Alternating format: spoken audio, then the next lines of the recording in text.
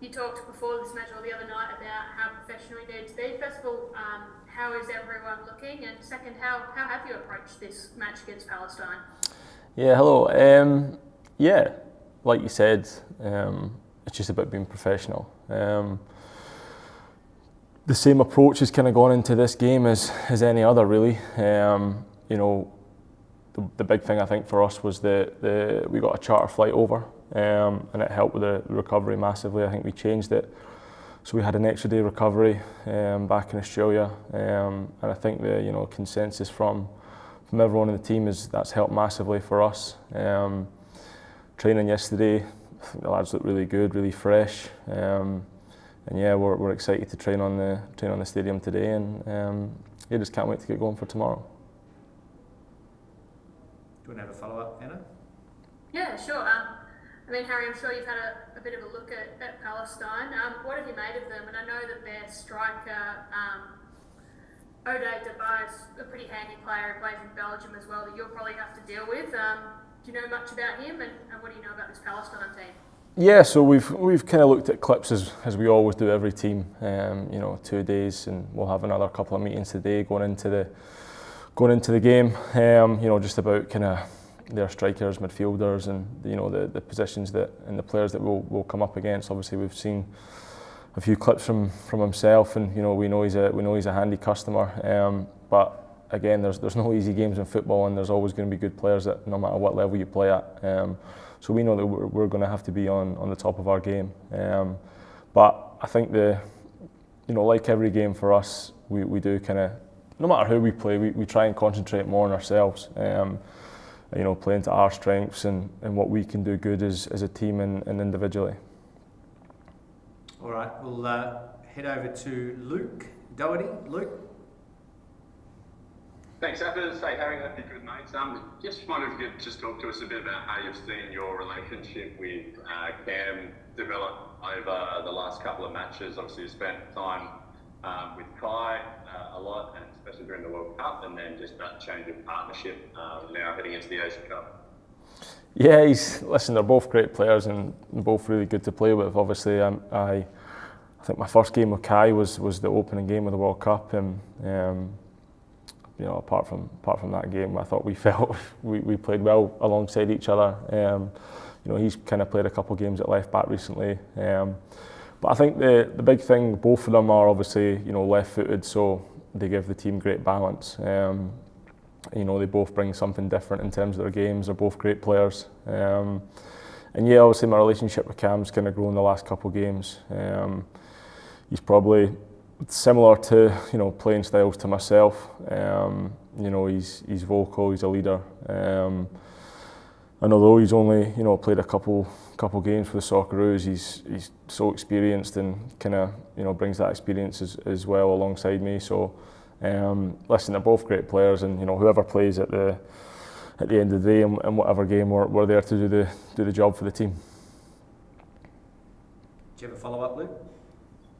Yeah, thanks, Appers. Also just wondering about how, I don't know what's been made of the situation at your club, but more just the situation of transitioning to national team football, and from that sort of environment and needing to be a leader and getting your straps straight away. Has it been tough to sort of adjust to not playing, but then coming in here and sort of having to lead the side from the back a lot?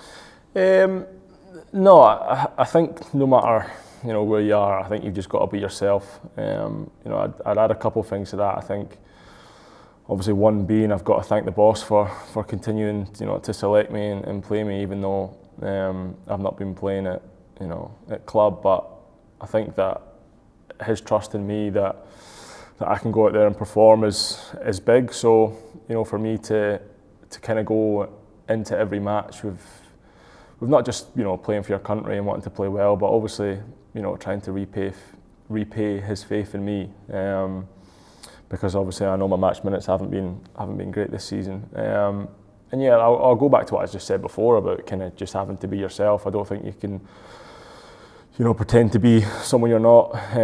We've got more vocal guys off the pitch that do the most of the speaking, I think, in and around the changing room. I don't think I'm one for shouting and bawling in the changing room beforehand. But I'd like to think I'm one that really speaks in the park and helps players out alongside me. And I think the manager knows that, and he trusts me to kind of get his message across on the pitch as well. Thanks, Luke. I'll go to Tom. Thank you. Hi, Harry. Talking to Craig Goodwin last night, and he made an interesting point about the fact that for most of the games sort of at the World Cup and since the World Cup, you've been playing teams who might expect to dominate possession, might expect to come at you, the teams you tested yourself against. This is a different kind of challenge. You're playing against teams where I guess you're expected to have more of the ball, you're expected to dominate the game more. Does it change the sort of the way you approach the game when you sort of have that change of approach? Yeah, a little bit. I think that a lot of the stuff that we'll do, we've done certainly against Bangladesh was just the forward boys' creativity. Obviously, we'll have structures in place to try and break them down, and we've added a few little things in there. Certain principles and things when we get into certain areas, but I think the main thing for the attacking boys is just to go and show their talent, their creativity. I think if you look at the squad now, we've got 2 or 3 players in every attacking position that can come on and do everything a little bit differently from each other. And we've just got so many good options there. So, I'm not just saying it's all down to them and it's, the defenders will leave it to them, but it's certainly a big part of, their, kind of playing style, creativity. And I think we've done that well against Bangladesh the other night, and it will have to be kind of a step up for tomorrow. Did you want to do a follow-up, Tom? Sure.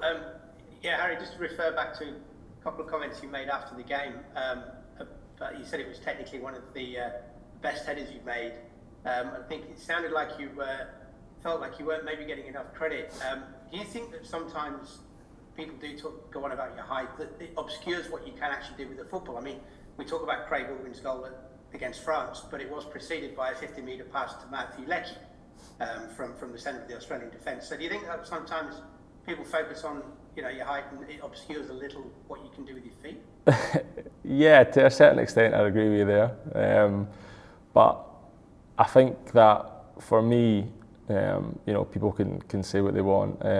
I know when I came into the Socceroos, there was a lot of, you would say, not taking the mick, but there was certainly a lot of laughs in that about it, and there was a few, kind of meme or meme pages or whatever that I seen, which I quite liked, to be fair. They did make me chuckle, but as long as I think the people that are selecting me, the boss, Rennie, Bugsy can see what I can do on the ball and trust me, then that's fine by me. And yeah, I think that certainly kind of this stage of the campaign, a lot obviously does get made about my height. But listen, it's just one of these things, and it's sometimes I find it funny. Sometimes it can kind of bore me a little bit with how many times people go on about it and say stuff. But as long as we keep winning football matches and keep going in the right direction, then people can say what they want. Anna. Harry, you've got Martin Boyle back in camp. Obviously, you missed him in that first game. What's he brought getting him back in, and especially we know the injury run he's had, but having him in, what can he do in this next game? Yeah, he's brought a lot of energy. Yeah, certainly. As a team, we know what he can do. I think the amount of danger that he causes, defences when he plays against them with just that sheer speed, and it's so good for us kind of defenders having the ball. If defences are playing a high line, or they're trying to press it, we've got that outlet in him, because there's not many that can probably match him for speed. And obviously he's got quality on the end of that, and he's scored, and assisted a lot of important goals for us, throughout the years. But yeah, he's one that's obviously had a kind of tough time recently with his knee injury. Kind of knowing what that is like and knowing what he went through. I'm just so glad he's back in camp, because we missed him obviously he was obviously great at the World Cup. You know, not being able to play, but you know, the energy and the positivity that he brought around the camp, you know, day to day was fantastic, and it must have been so hard for him, but he was unbelievable. And yeah, we certainly did miss him, and you know, when we didn't have him, and yeah, I'm so glad he's back, and yeah, just can't wait to play alongside him again. Great. Did you have any other questions, Luke? Yeah, just two, if that's all right. Yeah. So just the first one, Harry, we know that, you know, basically a Socceroos coach has been there for a World Cup cycle recently, and then they've gone on to do other things. Just the continuity that not having another coach and another philosophy and another setup for a World Cup cycle, whether that's, you know, how or if that has benefited the group.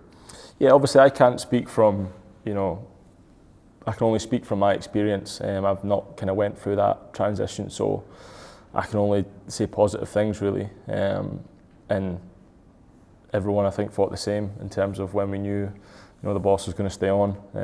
It was, you know, fantastic for the country and for the group. I think you can see just how much the players, you know, love playing for him. And you know, the culture, I always say it, that he brings, you know, day to day, and what he expects from his players. And I think we know, you know, stepping onto the training pitch and in the field every time we play a game, exactly what he wants from us. You know, it's clear the way we want to play, and yeah, it's just, it brings that, you know, try to think of the right word here. It brings that consistency, I think, to the squad and to the group. And you know, the amount of times that we play together, you know, up against different opposition is only going to make us stronger in the long run. One last one, Luke? Yeah, thanks, Zavis.